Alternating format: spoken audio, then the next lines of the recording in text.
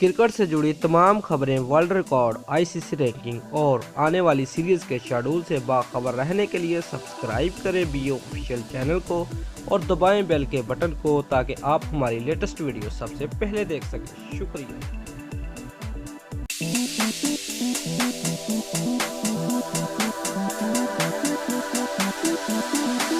Viewers, क्या सरफराज अहमद को world cup 2019 के लिए कप्तान होना चाहिए या नहीं? नीचे कमेंट में अपनी राय का इजहार लाजमी करें।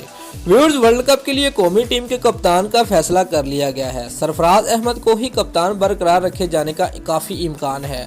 व्यूअर्स, आलमी कप के लिए टीम का ऐलान जुमे को किया जाएगा। तफसीलात के मुताबिक गुज़िश्ता चंद रोज से कयास आराइयाँ की जा रही थी कि शायद कौमी टीम के मौजूदा कप्तान सरफराज अहमद को वर्ल्ड कप के लिए कौमी टीम का कप्तान बरकरार ना रखा जाए।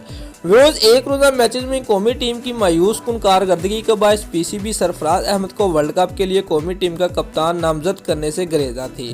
ताहम अब ज़रा की जानब से बताया गया है कि पीसीबी ने सरफराज अहमद को ही आइंदा साल इंग्लैंड में शेड्यूल वर्ल्ड कप के लिए कौमी टीम का कप्तान बरकरार रखने का फैसला किया है।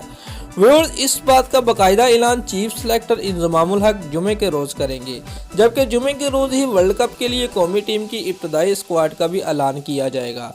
दोस्तों, अगर आपको हमारी ये वीडियो पसंद आई है तो लाइक और कमेंट लाजमी करें और हमारे चैनल को सब्सक्राइब करना मत भूलिए। शुक्रिया।